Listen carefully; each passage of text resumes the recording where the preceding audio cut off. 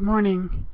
This is Book 2, Chapter 2, Part 3.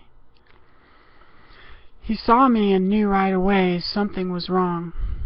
This chick he never met in his life coming toward him, opposite of what he was used to, and why her eyes lit up all green and blue.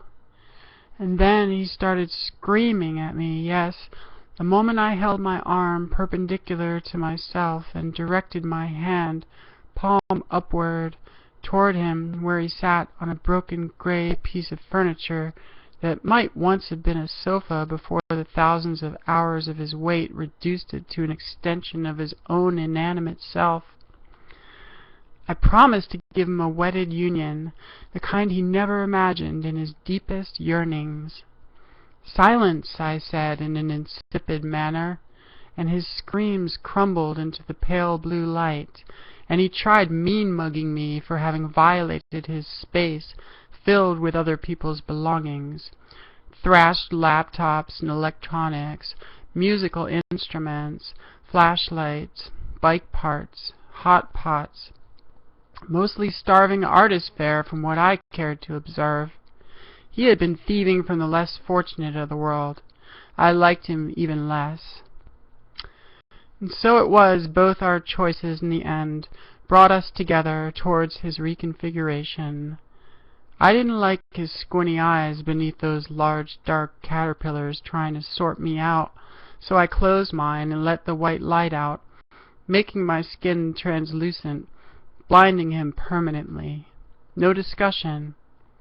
Then, as he was stumbling over the blob of furniture, grasping out toward me, trying at this point to do whatever he could to push me out the door, I easily swung my hips out before me, and hand sprung back, away from his grasping hands and reaching arms, and the overbite of his ugly jaw of bared, jaundiced teeth, while he grasped at air, trying to scream.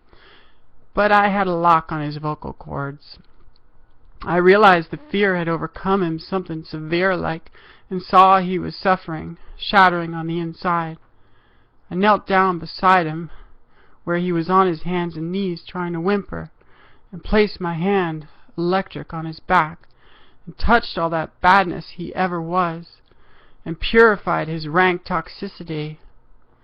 The solid strength of hate that made the man up, mixed with nicotine and potato chips and all kinds of dirty thoughts and deeds, was nothing to my charge of dissembling touch, which I pressed with all my heart, deeper and deeper, but not beyond the simple surface of his skin, rather into the spirit where once I met him, all unaffiliated like, there where his true nature could not hide. I pressed the light there, offered it to him, and he suddenly changed, and saw something, and his whole body shuddered and then melted away into another element, after which there was only a pool of pure being there at my feet, but absorbed mostly into the fibers of the carpet, which, toxic as it was, could not hold him, and the waters that were him seeped into the oak floors somewhere below and got lost in the wood there. Then there was nothing left but me, exhausted somewhat, trembling from it all myself, and I wished him well in a way, far away into wood-born wedded bliss.